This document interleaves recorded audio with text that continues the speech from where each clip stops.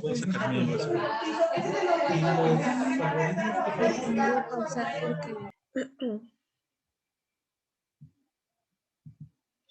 Bueno, hoy vamos a revisar las principales enfermedades laborales, lo que es las zonas oftalmológicas, psiquiátricas y oncológicas, ¿ok? Yo soy su compañera R2, mi nombre es Ilse Zulema Valderas Cardona. Vamos a comenzar. Vamos a comenzar con las enfermedades oftalmológicas laborales. Esas enfermedades en su mayoría van a ser producidas por polvos, agentes físicos y químicos y biológicos.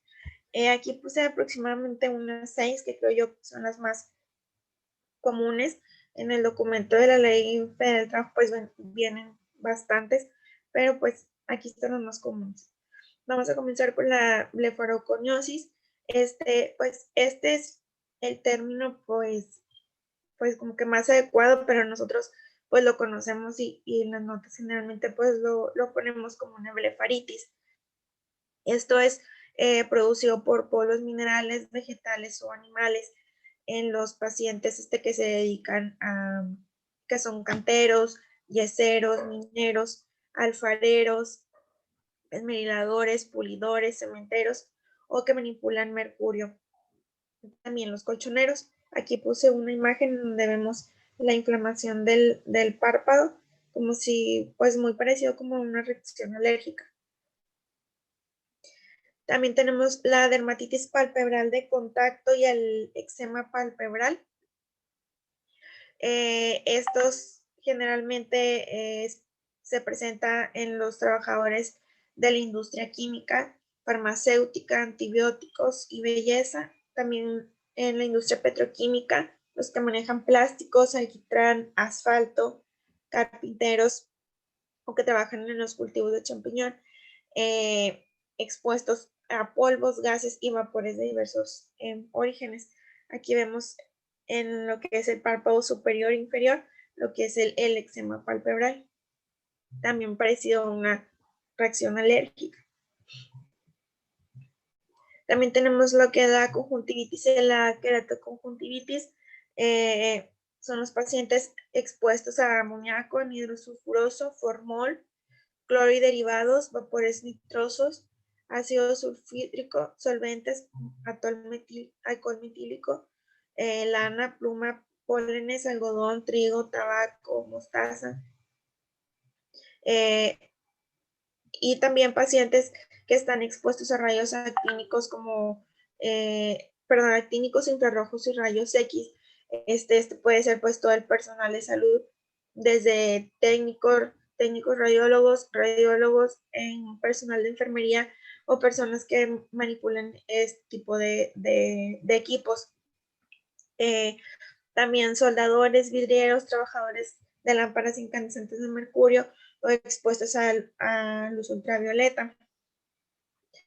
Aquí vemos lo que es la conjuntivitis y todo el edema y el enrojecimiento tanto de la conjuntiva como del párpado. También tenemos la oftalmopatía y la catarata eléctrica. Muy característica la imagen que vemos como si fuera como una imagen estrellada, y esta se puede presentar también como una secuela después de que el paciente sufre una descarga eléctrica. También es frecuente pues los famosos, los que nos llegan a urgencias, que dicen que les llegó un flamazo en la cara y llegan también con quemadura en los ojos. Estos son los trabajadores de la soldadura eléctrica, de hornos eléctricos expuestos a luz del arco voltaico, y también los expuestos a rayos X. También tenemos el pterigion. Esta es una irritación conjuntival permanente que también se presenta en los que están expuestos a rayos infrarrojos calóricos, también factores mecánicos, polvos y físicos.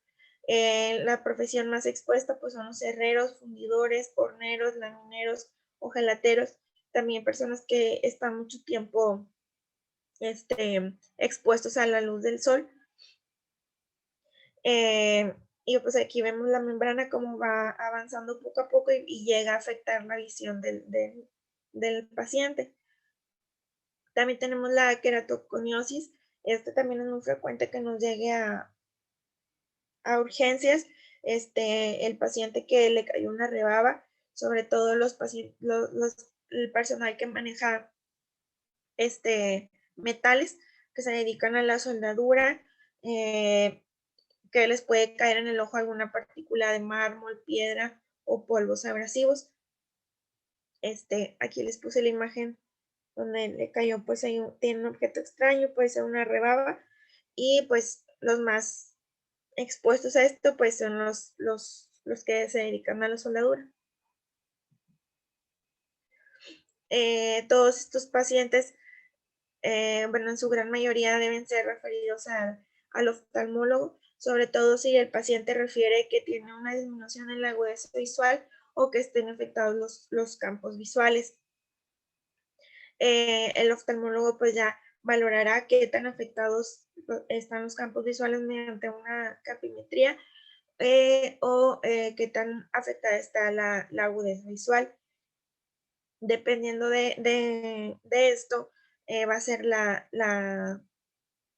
las incapacidades que se le brindan al paciente. Por ejemplo, que tiene una agudeza visual de 0.7, las incapacidades en el trabajo cuya actividad sea de exigencia visual media o baja va a ser de 9 días, y en los que tengan de una exigencia visual elevada, pues va a ser mayor, va a ser de 13 días. Por eso es importante que se valore con el oftalmólogo. Posterior a eso se va a hacer una evaluación en la que se define como la acción de asignar un valor porcentual a la disminución o a la pérdida anatomofuncional conforme al artículo 514. En esta se va a valorar si hay alteraciones en la movilidad ocular, si hay diplopía o discromatopsias, es decir, hay alguna alteración para distinguir los colores. Y dependiendo de esto va a ser el porcentaje que se le asignará a cada paciente según su patología y qué tan afectado esté.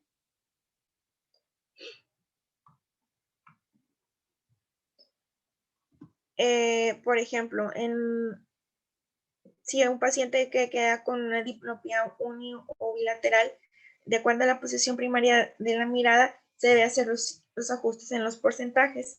Si queda afectada la posición central, un 50%, si queda horizontal, oblicuo, vertical, un 30%. En las discromatopsias adquiridas secundarias a intoxicaciones por solventes orgánicos, metales pesados o...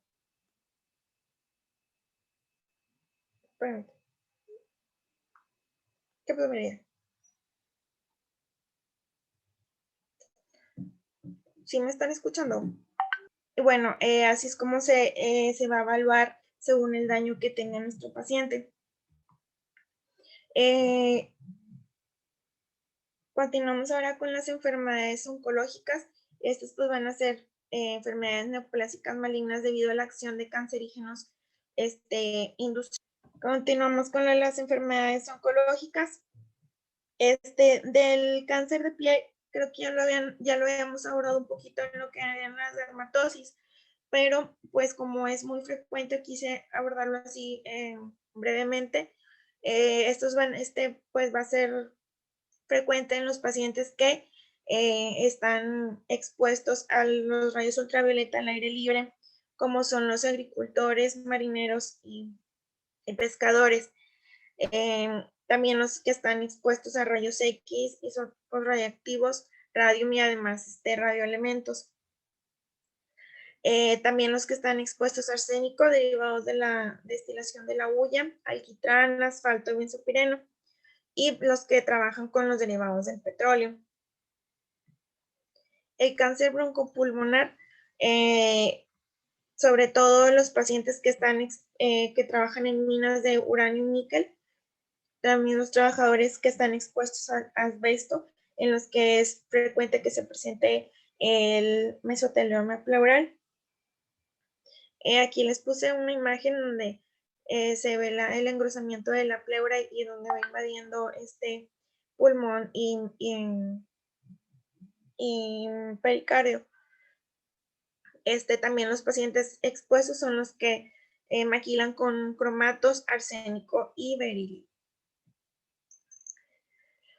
Respecto al cáncer de estómago, los pacientes que están expuestos pues son los trabajadores que están en refinerías de petróleo y derivados del carbón, o los que están en la extracción y manejando minerales metálicos, como en las minas de estaño, de oro, que manejan níquel, hierro, plomo, zinc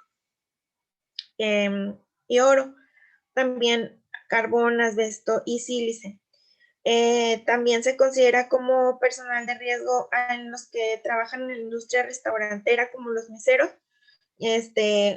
los que trabajan en centros nocturnos o bares, ya que están expuestos por largas jornadas al humo del tabaco. Y los que trabajan en la explotación de bosques madereros, que son los leñadores, carpinteros, ebanistas, y el principal agente en estos pues va a ser el aserrín.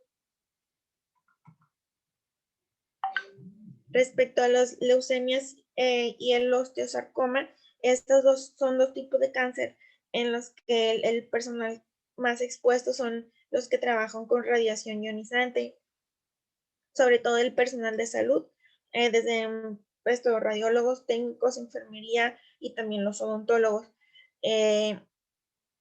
Y las principales respecto a las leucemias, la más frecuente, es la leucemia linfocítica crónica y el mieloma múltiple.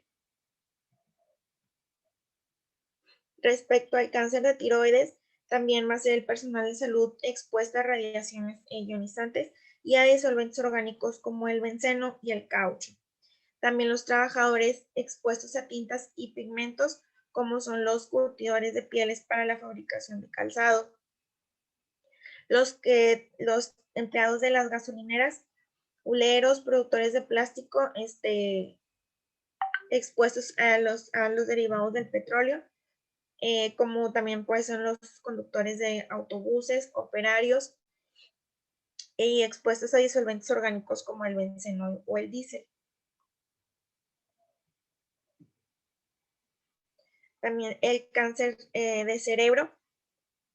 Como podemos ver en casi todos, la principal, pues el común denominador va a ser las radiaciones ionizantes en el personal de salud, pero también los trabajadores del asfalto, analistas de estructuras expuestos a hidrocarburos aromáticos y radiaciones ionizantes, también los refinadores de petróleo, carbón y fabricación de neumáticos, y los productores de gas mostaza. En general, los profesionales que están expuestos a metales como arsénico, plomo, plata, mercurio. El cáncer de vejiga también es uno de los más frecuentes y se presentan los trabajadores de la industria química, sobre todo los que manejan pigmentos y gasificación de carbón, aluminio, y en los que trabajan en fundidoras expuestos a hidrocarburos aromáticos, mesopireno, anilinas, aminas aromáticas, butadieno y naftilamina. Los minerales expuestos a uranio, níquel, cobalto y asbesto, y pues todos los rayos gamma, como lo mencioné ahorita, igual que en el cáncer de tiroides, de cerebro, y las leucemias. También los agricultores expuestos a aminas aromáticas y benceno, igual los que están expuestos por largo tiempo al humo del tabaco.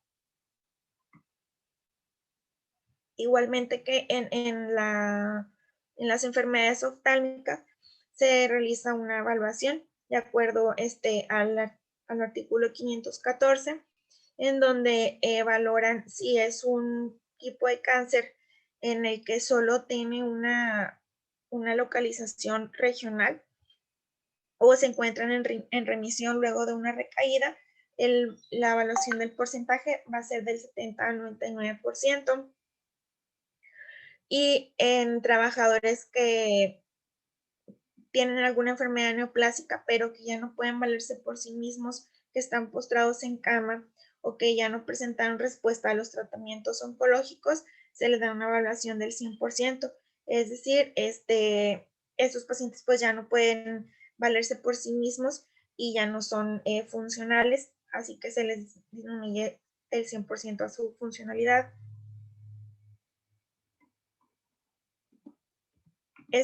Bueno, y todo esto pues obviamente apoyándonos con los médicos oncólogos, ya después de que se nos brinda una valoración para ver en qué estadio de cáncer está nuestro paciente.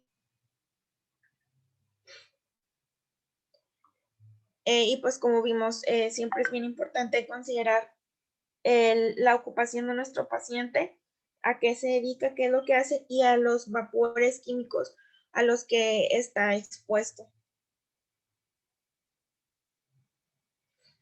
Porque pueden producir una gran cantidad de patologías que, bueno, a lo mejor yo al menos hasta este punto no estaba tan consciente de todos los químicos a los que podemos estar expuestos mientras uno está trabajando y que pueden repercutir en la salud. Y bueno, ya entrando en las enfermedades psiquiátricas respecto a las patologías de la salud mental. Todas las sustancias que se utilizan en la industria llevan una hoja de seguridad, la cual nos informa los peligros de ese líquido que tiene para limpiar o para mezclar. Entonces se pide esa hoja, se revisa qué sustancias componen ese líquido o esa sustancia con la cual se está exponiendo el trabajador, y pues, la IARC nos sirve de referencia para ver si dentro de esas sustancias alguna es cancerígena. Entonces, si ya sabemos que está expuesto a eso y tiene cáncer, podamos hacer más fácilmente la asociación. Hay muchísimas sustancias, en algunos lugares hay sustancias prohibidas en algunos países porque se sabe que producen cáncer, y en otros países, aunque se sabe, todavía no está legalmente prohibido utilizarlo. Entonces, por ejemplo, el mesotelioma, que tiene que ver con el asbesto, ahorita está prohibido trabajar con asbesto, pero nos topamos con gente que tiene mesotelioma. ¿Por qué? Porque hay, por ejemplo, los tinacos de algunas casas, el aislante de los hornos antiguos tiene este tipo de sustancias, el asbesto, y a veces nos topamos con trabajadores que se encargan de demoler construcciones y ellos están expuestos a este tipo de sustancias, y aunque ahorita no está permitido, sí está expuesto. Entonces tenemos que hacer una buena historia cuando sospechamos que esté asociado al trabajo. Entonces, la IARC es una referencia para cuando es un paciente que tiene cáncer, para revisar si estuvo expuesta a alguna sustancia. Es difícil a veces establecer esta asociación porque estamos hablando de una exposición a lo mejor no inmediata, muy probablemente ya de muchos años, y a veces el paciente no es tan consciente de lo que hacía o cómo lo hacía. Y también otra cosa que tenemos que saber, que como les mencionaba, no es fácil determinar que está asociado. Nosotros cuando vemos una sospecha hay que comentarlo con salud en el trabajo. Nosotros los casos de cáncer se revisan todavía más exhaustivamente en la delegación. Entonces a veces dices, no, pero un cáncer, ¿cómo? Sí se puede asociar al trabajo, nada más que hay que buscar que cumpla la triada que les hemos estado mencionando para poder establecer la relación. Entonces, esta es como dijo la doctora, no sabía que tantas sustancias estamos expuestos. Prácticamente estamos expuestos a todo. En nuestra casa también estamos expuestos y a veces no sabemos que estamos utilizando alguna pintura tóxica, estamos haciendo alguna manualidad y nos estamos exponiendo. Aquí nosotros nos estamos enfocando al trabajo, la asociación que el trabajo tiene hacia el daño del trabajador, pero también a veces trabajadores informales también están expuestos y les pueden llegar a consulta, pero eso ya es en consulta general, ¿sí? Entonces, sí quedó claro la fuente de información donde podemos llegar a obtener más, más datos sobre una sustancia. Por ejemplo, si vemos que alguien tiene un cáncer, pues a lo mejor preguntarle, ver qué sustancias o qué hacía y empezar a indagar, y la literatura nos permite llegar a encontrar muchos casos que pudiéramos establecer la relación. Lo de la hoja de seguridad, son las que me encargó el doctor de la SGA, que es el Sistema Globalmente Armonizado. Esas son las hojas de seguridad, ¿verdad? Sí, todos los productos químicos traen por normativa una hoja de seguridad. Con el pictograma de corrosivo, y viene, si tóxico. te dice, si tiene un cuadrito, que es el cuadro de seguridad, y ahí te dice si es dañino o no es dañino, si es inflamable. Pone las 4 características de las sustancias. Sí.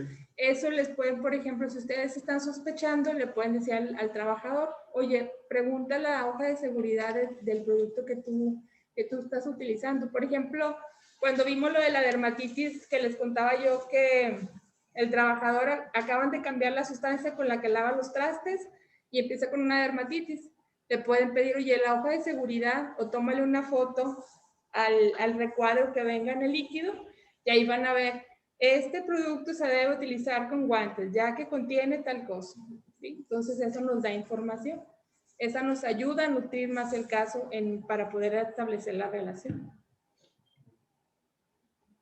Si el producto está regulado, existe esa hoja. Sí. Si el producto no está regulado y es algo... O sea, inventado, de dudosa procedencia, difícilmente vas a encontrar su hoja de seguridad. Sí, porque de hecho en la del arsénico, viene el arsénico y luego los derivados, en forma gaseosa, en forma de ácido arsénico, así, vienen todos los derivados. Y vienen por artículos, el artículo 2.2 de la SGA, la conclusión. Y viene también cuáles son las vías de intoxicación. De dónde se puede contaminar el paciente. Si es vía digestiva, vía dérmica, cómo te puede hacer daño. ¿Y qué hacer en caso de? Consulte a su médico. Sí. Y ahí los cánceres es importante, a veces como diagnóstico diferencial o ya por exclusión. Ya lo vieron ustedes, ya lo vio el oncólogo que le corresponde, y no hay una relación y antecedentes familiares, alguna asociación no médica o hereditaria no lo hay. Entonces es importante preguntar ahí en qué trabaja o en qué y trabajó. el tiempo, o qué trabajó y el tiempo que estuvo trabajando ahí. Y con eso nosotros podemos poder buscar una asociación, pero siempre y cuando se descarte muchos otros factores de riesgo que tenga. Es importante entonces ahí y eso por lo regular los oncólogos nos mandan y a veces lo ponen como idiopático. Y sí, a veces muchos cánceres son idiopáticos, pero si buscamos una relación, a nosotros nos han llegado para hacerle una pensión por enfermedad, por invalidez de un trabajador, y las hemos cambiado que no, es por riesgo de trabajo, porque revisamos y buscamos una relación y si la hay. Y a final de cuentas, cuando la calificamos y demostramos que sí, la mayoría de las veces es bibliográfica lo que nosotros argumentamos, pero tomamos en cuenta estos que ahorita comentaba la doctora, tomamos en cuenta estas clasificaciones oficiales internacionales, y con esa avalamos y argumentamos que sí hay una relación caso-efecto. Ese nos ayuda para poder demostrar al patrón, porque el patrón muchas veces dice que no están expuestos, pero demostramos bibliográficamente o documentalmente que sí. Hablando también de las oftalmopatías, son las más frecuentes, hay muchas ahí que son difíciles que lo vayan a saber en la consulta, dependiendo la región de la República o dependiendo a qué están expuestos. Pero lo más frecuente, por ejemplo, aquí en Nuevo León, son las queratitis actínica, los pacientes soldadores, es lo que puedes pensar. Ahora últimamente, bueno, nos llegaban antes muchos trabajadores con terigión y les dábamos incapacidad cuando los hacían la cirugía, que a veces es ambulatoria, pero a veces se les daba incapacidad y todo y se manejaba como enfermedad general, cuando en realidad están expuestos al calor. Por ejemplo, los que fabrican el vidrio. Entonces ellos les operan de televisión, pero es muy recidivante, se vuelve a presentar otra vez y otra vez. Entonces hay que estarle dando por riesgo del trabajo y lo manejábamos antes como enfermedad general. Entonces, así se van descubriendo, se van distinguiendo, descartando que no son enfermedades generales, son enfermedades de trabajo. Y entonces hay que tener en cuenta eso, los más frecuentes. Y no todas dejan secuela. Algunas nada más una incapacidad temporal y ya se regresan a laborar. ¿Algún comentario? ¿Todo bien? Sí. Bueno, si quiere continuar, doctora, o usted nos dice si la continúa mañana. No, hombre, de una vez.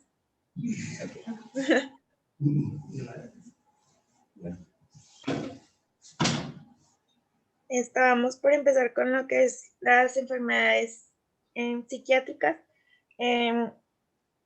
En lo que en el 2017 la OMS señaló la ansiedad y la depresión como problemas habituales de la salud mental que afectan la capacidad de trabajo y productividad. Y hasta más de 300 millones de personas en el mundo sufren depresión. Y pues es un trastorno que causa discapacidad, así como los trastornos de ansiedad en los que las cifras que manejan el 2017 eran de más de 260 millones de personas.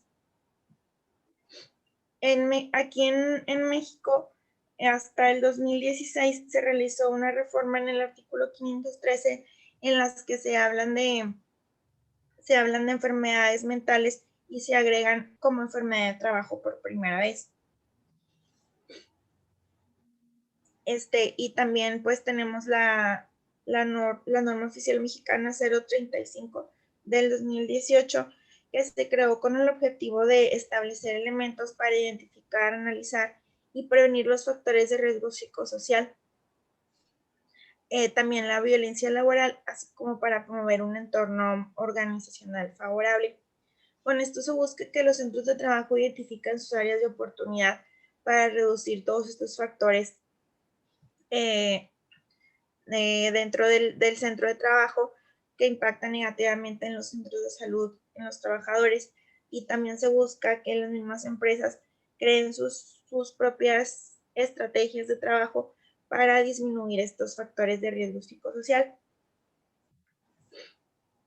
Esta norma surge a partir del 2015 de la Organización Internacional del Trabajo, que es la OIT, en la que se dio a conocer información sobre los factores de riesgo psicosociales y afirmó que era un problema global que afecta a todas las profesiones y trabajadores, colocando al centro del trabajo como una fuente importante de riesgos psicosociales.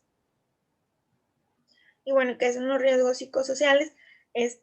Nos podríamos llegar a confundir con los factores de riesgo psicosocial y los riesgos psicosociales. Un factor de riesgo psicosocial son aquellas características de las condiciones del trabajo, sobre todo de la organización, que afectan a la salud de las personas a través de los mecanismos psicológicos y fisiológicos, como pueden ser,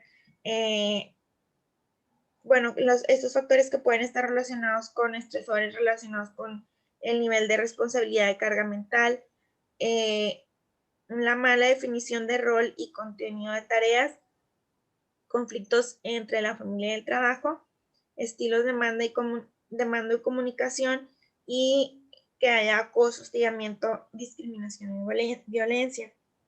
Y los riesgos psicosociales son las consecuencias fisiológicas, físicas y sociales negativas que derivan de las deficiencias que existen en el centro de trabajo, como es el estrés laboral agudo y crónico, el síndrome de burnout, el mobbing y la depresión, la ansiedad o la somatización. Entonces, con la norma 035, lo que se busca es que las empresas identifiquen estos factores y creen sus estrategias para disminuirlos. Según el DSM-5, un trastorno mental es conceptualizado como un síndrome o un patrón de comportamiento de significación clínica asociada a un malestar, a un malestar presente, que a una discapacidad funcional significativa o un riesgo aumentado de sufrir un daño a la salud, de morir o a tener una discapacidad o la pérdida de su libertad. Y bueno, de los más frecuentes que nos podemos encontrar, pues es el trastorno de ansiedad. En general, todos los trabajadores de cualquier profesión están expuestos a padecer el trastorno de ansiedad, pero pues los que tienen más riesgo son los que usan maquinaria de alta precisión, los trabajadores de pasajeros, de carga terrestre, personales directivos que son tomadores de decisiones. En general, todo el personal que esté bajo una excesiva carga de trabajo. Y hay factores asociados como pues puede haber acoso psicológico, puede haber los que están bajo violencia laboral, inestabilidad laboral, con condiciones deficientes o insalubres en sus trabajos, o que están en jornadas laborales mayores a las que la ley establece. También los que tienen conflictos interpersonales en el ámbito laboral, que sufren de violaciones por sus condiciones de trabajo, o pues sí, los que sufren violencia y acoso. También tenemos el síndrome de burnout, que pues ahora ya es un poco más abordado y ya estamos más conscientes de que pues esto existe. También lo conocemos como el síndrome de desgaste profesional, síndrome del quemado o el síndrome de fatiga en el trabajo. En el 2000, la OMS lo declaró como un factor de riesgo laboral debido a que logra impactar mucho en la calidad de vida, en la salud mental e incluso puede poner en riesgo la vida del paciente. Esto pues se puede como definir como que es una forma inadecuada del paciente de afrontar el estrés crónico, en el que podemos ver que hay agotamiento emocional, despersonalización y disminución del desempeño personal. El personal que está en riesgo pues es en realidad cualquier trabajador con excesiva carga laboral, con largas jornadas de trabajo o con una sobrecarga emocional en los que hay vidas que dependen de él, como en el personal médico, donde hay personas gravemente enfermas y más que nada donde implique que haya una entrega o dedicación a terceros, como es el personal docente, maestros, servicios de salud o el personal también de trabajo social. También tenemos el mobbing, que ya es propiamente el acoso laboral, que también afecta el rendimiento del personal y esto se caracteriza porque están bajo un comportamiento violento o acoso hacia una persona en particular dentro de su mismo ambiente de trabajo. En no hay como jerarquías, puede ser de una jerarquía menor hacia una persona de una jerarquía mayor, y afecta igual por hombres y mujeres. Pues personas que están bajo pues en los que hay mala comunicación, hay gritos, amenazas verbales, humillación, exclusión, discriminación y puede también llegar al acoso sexual. Doctora, el mobbing es de un jefe hacia un subordinado. Es muy difícil verlo en alguien de tu mismo puesto. Casi siempre es alguien que tiene un puesto superior al trabajador el que ocasiona el mobbing o el acoso. Sí. Ahí a lo que entendí tú lo dijiste al revés. No te puedes. Sí, pues fue lo que yo leí, pero pues sí, tiene sentido. Y casi siempre, la mayoría de las veces, es del patrón o del jefe hacia un subordinado. Okay. Adelante. Gracias. Y bueno, esas son las principales patologías dentro de las enfermedades psiquiátricas. En realidad, bueno, comentábamos con la doctora que de lo que es las patologías psiquiátricas laborales, como que todavía no hay mucha información, apenas como que se empieza a hablar abiertamente de estas patologías, pero debemos estar conscientes de ellos porque logran afectar mucho a los pacientes, provocando que somaticen o que lleguen con trastornos de ansiedad, porque pues a final de cuentas el trabajo es en donde pasan la mayoría del tiempo de sus vidas. Entonces sí tenemos que estar conscientes de que esto les afecta, nos afecta, ¿verdad?, grandemente. Y pues no sé si tengan más comentarios, sobre todo los doctores, acerca de esto, de lo de las enfermedades mentales, cómo lo evalúan ellos, porque yo no encontré mucha información de eso.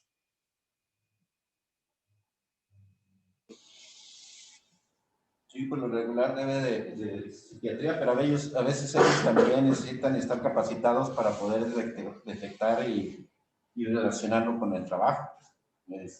Sí, ahorita hay poca información, pero, por ejemplo, ahorita últimamente va en relación con psicosocial, con estrés, presión. También últimamente se han relacionado los accidentes cerebrovasculares como enfermedad de trabajo. Hay unos casos de que un infarto al miocardio, también por accidente de trabajo. Por enfermedad. Perdón, por enfermedades de trabajo. Entonces, hay muy poca información de esto. Pues aquí, como lo habíamos comentado en otras clases, es la susceptibilidad individual. Ahí se tiene que valorar y se toman en cuenta ya los estudios, o podemos ver las cuestionarios, toda la batería que tienen los psicólogos y los psiquiatras para poder establecer una relación. Pero sí ha sido difícil diagnosticar. A mí no me ha tocado ninguno, no sé si hay ninguno, pero en otros estados a nivel de la República ha habido algunos. Claro, sí, está bien, ¿no? Sí. Hay Doctor, yo tengo una duda. Sí. Bueno, es más que nada, o sea, pues ahora con lo del COVID o así, bueno, dijo que no le había tocado ninguno, pero algún síndrome de burnout o pues ha visto más casos de depresión Pues ahorita que todavía ameriten incapacidad. no se han presentado. Con nosotros es algo que creo que sucede, como por ejemplo el estrés postraumático. El estrés postraumático casi nunca sucede en los primeros días, los primeros hasta meses, un poquito, un mes, 2 meses más empieza a manifestarse. Y hay que ver una relación, porque ahí hay estuvo expuesto a un estrés de pérdida de la vida. A los que asaltan, a los que golpean, a ellos. En este caso creo que va a haber algo similar que no se está reflejando todavía. Se va a ver un poquito más adelante. Sí, digamos. Cuando estaba en el de R2, yo estaba estuve en la 27 de medicina del trabajo. Y me tocó ver con el paciente, con el médico pues, de mi trabajo. Había un caso de una paciente que era traductora de español en línea nada más. O sea, su trabajo era prácticamente así como lo estamos haciendo ahorita. Y ella estaba calificando si estaba sufriendo de burnout. ¿Por qué? Porque la situación de ella tenía un antecedente ya psiquiátrico de que era una paciente con depresión, con ansiedad, de acuerdo a la valoración de psiquiatría. Pero ella refería que tenía un síndrome de burnout porque sus patrones, ella estaba haciendo su trabajo de manera normal, cumpliendo con lo que establecía su trabajo, pero querían que ahora pusiera su cámara y estar todo el tiempo sentada ella haciendo las traducciones. Entonces para ella eso era una cuestión molesta, no sé cómo decirlo. Acoso laboral. Entonces ella sentía que estaba siendo acosada de alguna forma, quería que tuviera la cámara para poder estar trabajando. siendo que ella decía, es que yo antes podía estar con los audífonos haciendo mis traducciones, haciendo mis actividades en casa. Para ella era eso un trabajo cómodo por la cuestión de que su credencial de precios. Al final no supe cómo lo calificaron, si fue como a burnout o no, pero se me hizo interesante porque entonces es que no necesito buscar antecedentes sobre cómo se califica este tipo de cosas, porque no es muy común. Ahí se refiere a psiquiatría, psicología. Sí, acuérdense que tenemos que tener un diagnóstico establecido, de ver si en verdad tiene ella eso. Los factores también de su misma personalidad lo revisan. Y nosotros, en el área de salud en el trabajo, lo enviamos a delegación para que ahí hagan todavía hay un grupo de médicos de las diferentes especialidades, psiquiatras, psicólogos y de salud en el trabajo, que ya determinan si pudiera ser o no asociado al trabajo. Como decía el doctor y también la doctora, es difícil porque es algo es como el COVID, está apareciendo, se está reconociendo y no hay tanta experiencia, a menos en México. En otros países hay demasiada. Ustedes leen la literatura, la enfermedad de trabajo siempre ha existido, pero no siempre se le ha llamado así. Entonces ahorita es llamarle enfermedad profesional o del trabajo, ya es reconocer que está asociado su trabajo a esa patología. Y si ha sido complicado, no hay tanta experiencia, pero sí se puede llegar a establecer. Hay muchas situaciones porque a veces dicen, no, pero ¿para qué voy? Sí, pues no me afecta tanto. Entonces, si se fijan, el síndrome de burnout por eso síndrome, es una asociación. Hay varias cosas que la están ya bloqueando para trabajar a él o la trabajadora. Entonces, es difícil poder establecerlo, pero sí se llega a establecer. A veces pasa, como decía el doctor, ya falleció el paciente por un infarto y ya en la historia clínica pues ves que tenía una presión muy alta en el trabajo, que a lo mejor ahora con esto de los secuestros, gerentes pueden estar expuestos a esto y ya fallecido a veces es como se diagnostica o se establece que era una enfermedad de trabajo la causa de la muerte de ese paciente. Entonces sí es complicado y es un tema que da para mucho. Hay mucho que leer, mucho que estudiar, mucho que aprender, porque todavía no está todo escrito. Entonces, en muchas enfermedades de trabajo, psicosociales o más que psicosociales, enfermedades psiquiátricas, pues tenemos oficialmente el manual de psiquiatría. Entonces ahí ya no se basa, pero ahorita no lo hay. Entonces ellos tienen que actualizar para podernos nosotros basar en esos oficiales y que con eso se puede determinar, pero no creo que ahorita exista uno en relación ahorita con la pandemia. Puede asociarse con otras enfermedades, pero no lo hay.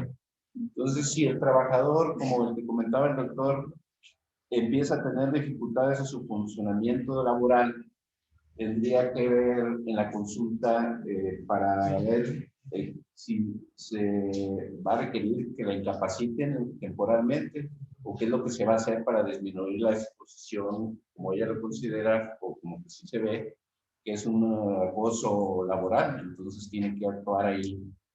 Y ella mencionaba que tiene antecedentes. Sí. Y también quiero hacer una pregunta referente a eso, por ejemplo, para tomar la decisión si es una enfermedad laboral, por ejemplo, tiene que ver los antecedentes del paciente. sí. O sea que, por ejemplo, ahí a mi criterio se me hacía como una paciente más susceptible a padecer ese tipo de padecimiento por el simple hecho de que ya tenía los antecedentes, pero no sé si se toma en cuenta para hacer ya la calificación. Pero sí se toma en cuenta, pero también hay que tomar en cuenta el artículo, no recuerdo, donde dice que los riesgos de trabajo, antecedentes de alguna enfermedad, de un padecimiento, no disminuyen. 513 de las enfermedades mentales. Es otro. Es el 489 u 88 de la LFT. Dice, displasias anteriores o enfermedades anteriores no quita el riesgo de trabajo. Por ejemplo, ese es un clásico, un trabajador que padece de convulsiones, es epiléptico. Está trabajando, cae de su altura a unos metros y tiene herida en la cabeza, fractura o algo. Puede decir el trabajador, no, pero es que tiene esa enfermedad, no tiene que ver con el trabajo. ¿Sí? Bueno, la convulsión no es la que nosotros calificamos como riesgo, sino la herida, la fractura, si es una donde haya mordedura, herida de la lengua por la convulsión, todo eso se califica como riesgo de trabajo. Salen de esa situación y si las convulsiones siguen y se descompensa, eso ya es por enfermedad general. Entonces, el que él haya padecido o padezca de epilepsia, no le disminuye la calificación de lo que le generó esa caída. Mucho menos otorgarle la incapacidad, porque pues, si amerita se la tienes que dar. Y en estos casos también, pero hay una línea muy delgada que dicen, por ejemplo, en psiquiátricos, pero eso lo que nos puede ayudar es psicología y psiquiatría. Ya unos más expertos, ¿verdad? Pero no le disminuye, no le debe de disminuir su posibilidad de que sí sea profesional. Doctores, yo tengo, bueno, una pregunta. Con la nueva norma oficial mexicana, la 035 de factores psicosociales, bueno, ya había dicho que no tenía muchos pacientes ahí que han valorado, pero no se ha visto un aumento, es reciente desde el 2018, Sí, o sea, de no. que hayan mandado pacientes. En realidad Esa estuvo empresa. un rato como proyecto antes de autorizarse como norma. Entonces, prácticamente la autorizaron o ya la liberaron en el diario oficial en el 2018, pero la publicaron o la empezaron a transmitir y compartir hasta finales del 2019. Entonces, prácticamente es nueva. Incluso siguen dando o están dando cursos, la misma Secretaría de Trabajo y Previsión Social, de cómo aplicar esa norma o cómo hacer uso de esa norma, porque en realidad todos estamos en pañales en esa norma, todos. Entonces, pacientes hay muy pocos, y si todavía no tenemos bien adquirida la información de la NOM 035 o que le vayan a hacer alguna modificación, pues todavía no aprendemos bien una cosa cuando ya nos van a estar liberando más información.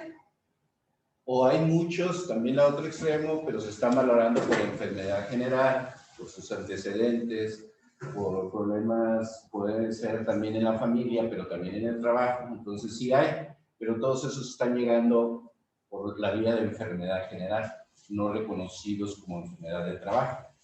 Pero por lo mismo no se identifican o no tenemos elementos para enviarlo.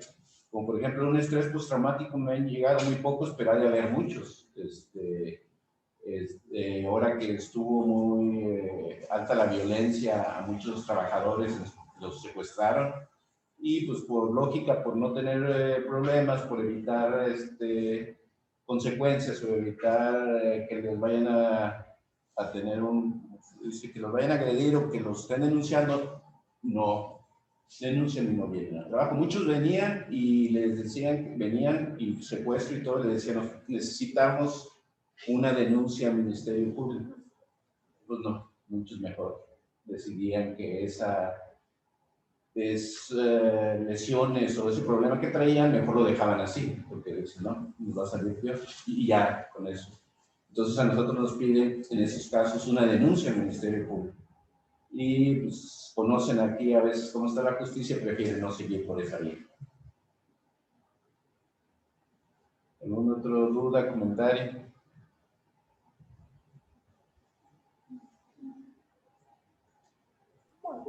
No, todo muy bien, muchas gracias. Entonces, mañana. Bueno. ¿O tienen algo? Gracias. Gracias, hasta mañana. Mañana.